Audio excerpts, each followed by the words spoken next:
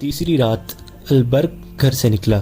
وہ حاکموں کی شان سے گھر سے نکلا کرتا تھا، مگر اس رات وہ چوروں کی طرح باہر نکلا، ادھر ادھر دیکھا اور ایک طرف چل پڑا۔ قاہرہ پر سکوت طاری تھا۔ فوجی میلہ ختم ہوئے 2 دن گزر گئے تھے۔ باہر سے آئے ہوئے تماشائی جا چکے تھے۔ سرکاری حکم کے تحت عارضی قہبہ خانے اٹھا دیے گئے تھے۔ علی بن سفیان کا محکمہ اب یہ سراغ لگاتا پھر رہا تھا کہ باہر سے آئی ہوئی کتنی لڑکیاں اور کتنے مشکوک لوگ شہر یا مضافاتی دیہات میں رہ گئے ہیں۔ میلے کا مقصد پورا ہو گیا تھا۔ 2 ہی دنوں میں 4000 جوان فوج میں بھرتی ہو گئے تھے اور مزید بھرتی کی توقع تھی۔ البرق شہر سے نکل گیا اور اس نے اس کھنڈر کا رخ کیا جہاں لڑکی کو آنا تھا۔ صحرائی گیدڑوں کے سوا زمین و آسمان گہری نیند سو گئے تھے۔ لڑکی نے البرق سے کہا تھا کہ وہ بوڑھے کی قیدی ہے اور وہ اس پر ہر وقت نظر رکھتا ہے۔ پھر بھی البرق اس امید پر جا رہا تھا کہ لڑکی ضرور آئے گی۔ ممکنہ خطروں سے نمٹنے کے لیے اس کے پاس ایک خنجر تھا۔ عورت ایسا جادو ہے کہ جس پر طاری ہو جائے وہ کسی کی پرواہ نہیں کیا کرتا۔ عقل و دانش اس کا ساتھ چھوڑ جاتے ہیں۔ البرق پختہ عمر کا آدمی تھا مگر وہ نادان جوان بن گیا تھا۔ اسے اندھیرے میں کھنڈر کے قریب ایک تاریک سایہ سر سے پاؤں تک لبادے میں لپٹا ہوا نظر آیا اور کھنڈر کے گھڑے سیاہ بھوت میں جذب ہو گیا تو وہ تیز تیز چلتا کھنڈر میں پہنچا۔ گری ہوئی دیوار کے شگاف سے وہ اندر آ گیا۔ آگے اندھیرا کمرہ تھا۔ چھت میں بڑے زور سے کوئی بہت بڑا پرندہ پھڑپھڑایا۔ البرق نے ہوا کے تیز جھونکے محسوس کیے اور اچانک اس کے منہ پر تھپڑ پڑا۔ اس کے ساتھ ہی اسے چی چی کی آواز سنائی دینے لگی۔ وہ جان گیا کہ یہ بڑے چمگادڑ ہیں جن کے پنجے اس کا منہ نوچ ڈالیں گے۔ وہ بیٹھ گیا اور پاؤں پر سرکتا کمرے سے نکل گیا۔ کمرہ اڑتے چمگادڑوں سے بھر گیا تھا۔ آگے صحن تھا جس کے ارد گرد گول برآمدہ تھا۔ البرق نے یہ بھی نہ سوچا کہ ایک خریدی ہوئی قیدی لڑکی جس پر ہر وقت نظر رکھی جاتی ہے اس ہیبت ناک کھنڈر میں کیسے آئے گی، مگر برآمدے میں کسی کے قدموں کی دبی دبی آہٹ نے اسے بتا دیا کہ یہاں کوئی موجود ہے۔ اس نے کمر سے خنجر نکال کر ہاتھ میں لے لیا۔ اس کے سر پر چمگادڑ اڑ رہے تھے۔ پھڑ پھڑانے کی آوازیں ڈراؤنی تھیں۔ البرق نے آہستہ سے پکارا، آصفہ۔ لڑکی نے اسے اپنا نام بتا دیا تھا اور میلے میں یہ بھی بتا دیا تھا کہ وہ کس طرح فروخت ہوئی ہے۔ آپ آ گئے ہیں؟ اسے آصفہ کی آواز سنائی دی۔ وہ برآمدے میں سے دوڑتی آئی اور البرق کے ساتھ چپک گئی۔ کہنے لگی، آپ کی خاطر جان کو خطرے میں ڈال کر آئی ہوں۔ مجھے جلدی واپس جانا ہے۔ بوڑھے کو شراب میں نیند کا سفوف پلا آئی ہوں، وہ جاگ نہ اٹھے۔ کیا تم اسے شراب میں زہر نہیں پلا سکتی؟ البرق نے پوچھا۔ میں نے کبھی قتل نہیں کیا، آصفہ نے کہا۔ میں نے تو کبھی یہ بھی نہیں سوچا تھا کہ اس طرح کسی غیر مرد سے ملنے اس ڈراؤنے کھنڈر میں آؤں گی۔ البرق نے اسے بازوؤں میں جکڑ لیا۔ اچانک ان کے پیچھے برآمدے روشن ہو گیا۔ جس کمرے میں سے البرق گزر کر آیا تھا اس میں سے 2 مشعلیں نکلی۔ یہ لکڑیوں کے سروں پر تیل میں بھیگے ہوئے کپڑے لپیٹ کر بنائی گئی تھیں۔ ان کے شعلے خاصے بڑے تھے۔ البرق نے آصفہ کو اپنے پیچھے کر لیا۔ اس کے ہاتھ میں خنجر تھا۔ کیا یہ کھنڈر میں رہنے والی بدروہیں تھیں یا لڑکی کے تعاقب میں اس کا خاوند آ گیا تھا؟ البرق ابھی سوچ ہی رہا تھا کہ ایک آواز گرجی، دونوں کو قتل کر دو۔ مشعلیں قریب آئیں تو ان کے ناچتے شعلوں میں البرق اور آصفہ کو 4 آدمی نظر آئے۔ ایک کے ہاتھ میں برچھی اور 3 کے پاس تلواریں تھیں۔ انہوں نے مشعلیں زمین میں گاڑ دیں۔ کھنڈر کا صحن روشن ہو گیا۔ چاروں آدمی البرق کے گرد بھوکے بھیڑیوں کی طرح آہستہ آہستہ چکر میں چلنے لگے۔ آصفہ اس کے پیچھے تھی۔ برآمدے میں سے ایک اور آواز آئی، مل گئے، زندہ نہ چھوڑنا۔ یہ لڑکی کے بوڑھے خاوند کی آواز تھی۔ آصفہ البرق کے عقب سے آگے آ گئی۔ اس نے حقارت اور غصے سے بوڑھے سے کہا، آگے آؤ اور مجھے قتل کر دو۔ میں تم پر لعنت بھیجتی ہوں۔ میں اپنی مرضی سے یہاں آئی ہوں۔ چاروں مسلح آدمی ان کے گرد کھڑے تھے۔ برچھی والے نے برچھی آہستہ آہستہ آصفہ کی طرف کی اور اس کی نوک اس کے پہلو سے لگا کر کہا، مرنے سے پہلے برچھی کی نوک دیکھ لو، لیکن تم سے پہلے یہ شخص تڑپ تڑپ کر تمہارے سامنے مرے گا جس کی خاطر تم یہاں آئی ہو۔ آصفہ نے جھپٹا مار کر برچھی پکڑ لی اور جھٹکا دے کر برچھی چھین لی۔ آصفہ البرق سے الگ ہو گئی اور للکار کر کہا، آؤ آگے آؤ، میں دیکھتی ہوں کہ تم مجھ سے پہلے اس آدمی کو کس طرح قتل کرتے ہو۔ البرق خنجر آگے کیے اس کے سامنے آ گیا۔ لڑکی نے برچھی سے اس پر وار کیا جس سے اس نے برچھی چھینی تھی۔ وہ آدمی پیچھے کو بھاگا۔ اس کے ساتھیوں نے البرق پر حملہ کرنے کی بجائے صرف پینترے بدلے۔ وہ البرق کو آسانی سے قتل کر سکتے تھے مگر وہ بڑھ کر حملہ نہیں کر رہے تھے۔ آصفہ کی للکار گرج رہی تھی۔ وہ بڑھ کر وار کرتی تھی مگر وار خالی جاتا تھا۔ البرق نے ایک آدمی پر خنجر سے حملہ کیا تو دو آدمی اس کے پیچھے آ گئے۔ آصفہ ایک ہی جست میں اس کے پیچھے ہو گئی۔ اس کے ہاتھ میں لمبی برچھی تھی جو تلوار کا مقابلہ کر سکتی تھی۔ خنجر تلوار کے مقابلے میں کچھ بھی نہیں تھا۔ بوڑھا ایک طرف کھڑا اپنے آدمیوں کو للکار رہا تھا۔ تھوڑی سی دیر انہوں نے البرق اور آصفہ پر حملے کیے۔ آصفہ ان پر ٹوٹ ٹوٹ پڑتی تھی۔ البرق وار بچاتا تھا اور خنجر سے وار کرنے کی کوشش کرتا تھا مگر عجیب امر یہ تھا کہ لڑکی کے حملوں کے باوجود کوئی زخمی نہیں ہوا۔ بوڑھے کے آدمیوں نے بھی تیغ زنی کے جوہر دکھائے مگر البرق اور آصفہ کو خراش تک نہ آئی۔ اتنے میں بوڑھے نے کہا رک جاؤ اور لڑائی بند ہو گئی۔ میں ایسی بے وفا لڑکی کو گھر میں نہیں رکھنا چاہتا، بوڑھے نے کہا۔ مجھے معلوم نہیں تھا کہ یہ اتنی دلیر اور بہادر ہے۔ اگر اسے میں زبردستی لے گیا تو یہ مجھے قتل کر دے گی۔ میں تمہیں اس کی پوری قیمت دوں گا، البرق نے کہا۔ کہو تم نے اسے کتنے میں خریدا تھا؟ بوڑھا ہاتھ بڑھا کر آگے بڑھا اور البرق سے ہاتھ ملا کر بولا، میرے پاس دولت کی کمی نہیں، میں یہ لڑکی تمہیں بخش دیتا ہوں۔ اسے تمہارے ساتھ اتنی محبت ہے کہ تمہاری خاطر اتنے سارے آدمیوں کے مقابلے میں آ گئی ہے۔ میں اسے اس لیے بھی تمہارے حوالے کرتا ہوں کہ یہ جنگجو نسل کی لڑکی ہے۔ میں تاجر اور سوداگر آدمی ہوں، یہ کسی تم جیسے جنگجو کے گھر میں اچھی لگتی ہے۔ تیسری وجہ یہ ہے کہ تم سلطان صلاح الدین ایوبی کی حکومت کے حاکم ہو۔ میں سلطان کا وفادار اور مرید ہوں۔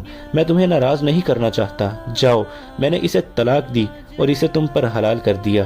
چلو دوستو، انہیں اکیلا چھوڑ دو۔ وہ مشعلیں اٹھا کر چلے گئے۔ البرق کی حیرت کی انتہا یہ تھی کہ اس کے پاؤں تلے زمین ہلنے لگی۔ اسے یقین نہیں آ رہا تھا۔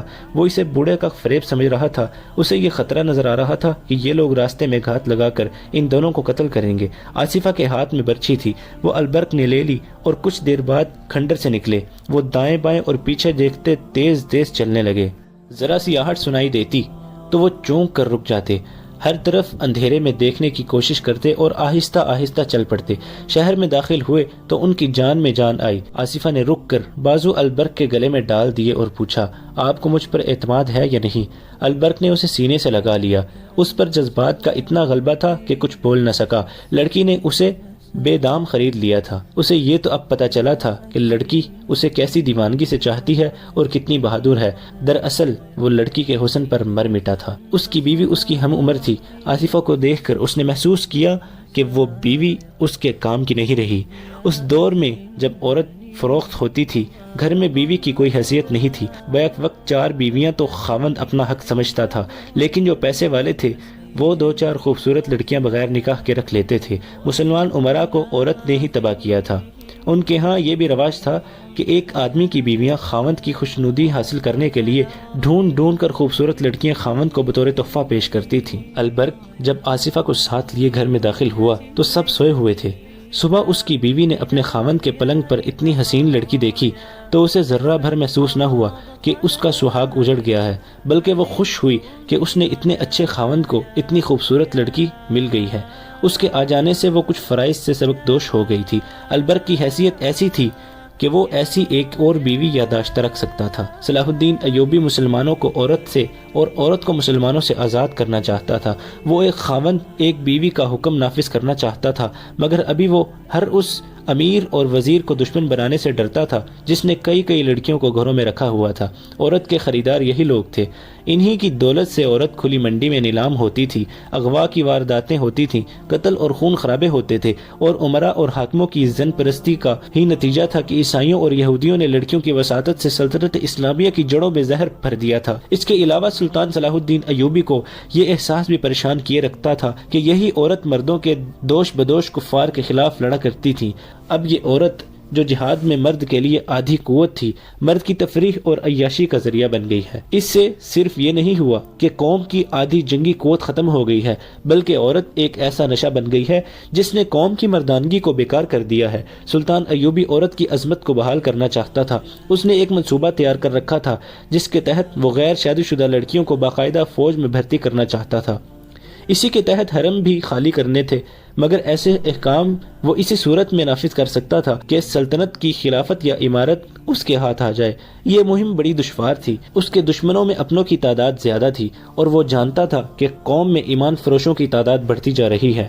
اسے یہ معلوم نہیں ہوا تھا کہ اس کا ایک معتمد خاص اور حکومت کے رازوں کا رکھوالا خادم الدین البرق بھی ایک نوجوان حسینہ کو گھر لے آیا ہے، اور یہ لڑکی اس کے اعصاب پر ایسی بری طرح چھا گئی ہے کہ وہ اب فرائض سلطنت سے بے پرواہ ہو سکتا ہے۔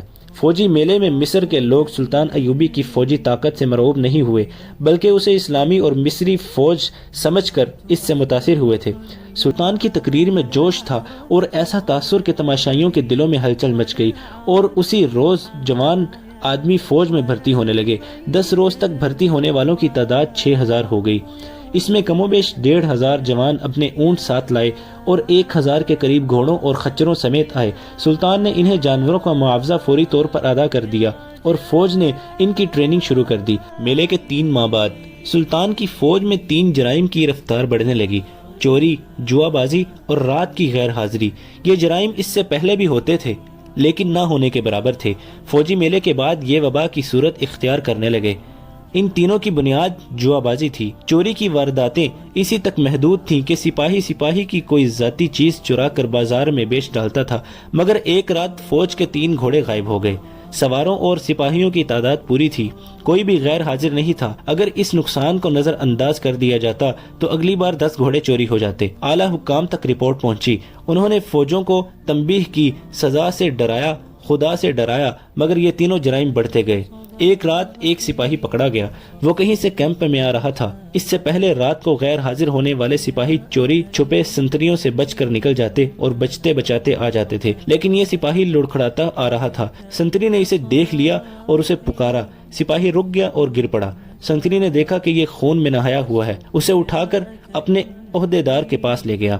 اس کی مرہم پٹی کی گئی، مگر وہ زندہ نہ رہ سکا۔ مرنے سے پہلے اس نے بتایا کہ وہ اپنے ایک ساتھی سپاہی کو قتل کر آیا ہے اور اس کی لاش کیمپ سے نصف کوس دور ایک خیمے میں پڑی ہے۔ اس کے بیان کے مطابق وہاں 3 خیمے تھے۔ وہ لوگ خانہ بدوش تھے، ان کے پاس خوبصورت عورتیں تھیں، وہ ان عورتوں کی نمائش فوجیوں میں کرتے تھے۔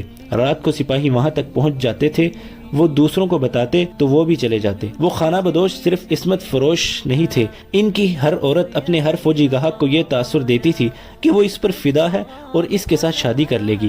بعد کی تحقیقات سے پتہ چلا کہ انہوں نے سپاہیوں میں رقابت پیدا کر دی تھی۔ اسی کا نتیجہ تھا کہ یہ 2 سپاہی خانہ بدوشوں کے خیمے میں لڑ پڑے، ایک مارا گیا اور دوسرا زخمی ہو کر آیا اور بیان دے کر مر گیا۔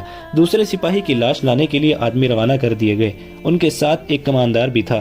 مرنے والے سپاہی نے راستہ اور جگہ بتا دی تھی۔ وہاں گئے تو دیکھا کہ سپاہی کی لاش پڑی ہے، خیمے نہیں ہے۔ وہاں کے نشان بتا رہے تھے یہاں سے خیمے اکھاڑے گئے ہیں۔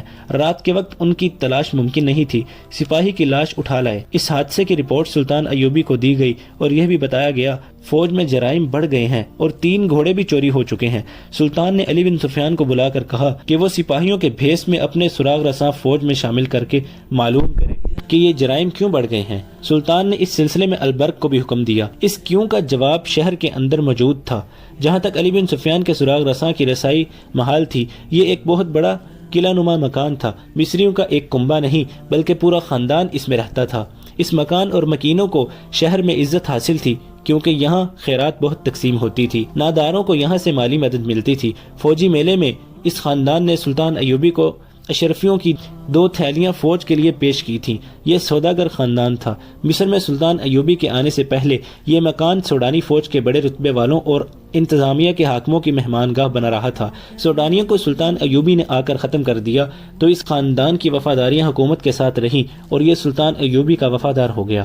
جس روز سلطان ایوبی نے البرق اور علی بن سفیان کو حکم دیا کہ وہ فوج میں جرائم کی وبا کی وجوہات معلوم کریں، اس سے اگلی رات اس مکان کے ایک کمرے میں 10-12 آدمی بیٹھے تھے۔ شراب کا دور چل رہا تھا۔ کمرے میں ایک بوڑھا آدمی داخل ہوا، اسے دیکھ کر سب اٹھ کھڑے ہوئے۔ اس کے ساتھ ایک بڑی خوبصورت لڑکی تھی جس کا آدھا چہرہ نقاب میں تھا۔ کمرے میں داخل ہوتے ہی دروازہ بند کر دیا گیا اور لڑکی نے نقاب اٹھا دیا۔ وہ بوڑھے کے ساتھ بیٹھ گئی۔ کل امیر مصر تک اطلاع پہنچ گئی ہے کہ فوج میں جوئے بازی اور بدکاری بڑھ گئی ہے، بوڑھے نے کہا۔ ہماری آج کی یہ نشست بہت اہم ہے۔ امیر نے سپاہیوں کے بھیس میں فوج میں سراغ رساں شامل کرنے کا حکم دے دیا ہے۔ ہمیں ان سراغ رسانوں کو ناکام کرنا ہے۔ تازہ اطلاع بڑی ہی امید افزا ہے۔ 2 مصری سپاہیوں نے ایک عورت پر لڑ کر ایک دوسرے کو قتل کر دیا ہے۔ یہ ہماری کامیابی کی ابتدا ہے۔ 3 مہینوں میں صرف ایک مسلمان سپاہی نے دوسرے کو قتل کیا اور خود بھی قتل ہوا ہے۔ ایک آدمی نے بوڑھے کی بات کاٹ کر کہا، کامیابی کی یہ رفتار بہت سست ہے۔ کامیابی ہم اسے کہیں گے جب ایوبی کا کوئی نائب سالار اپنے سالار کو قتل کر دے گا۔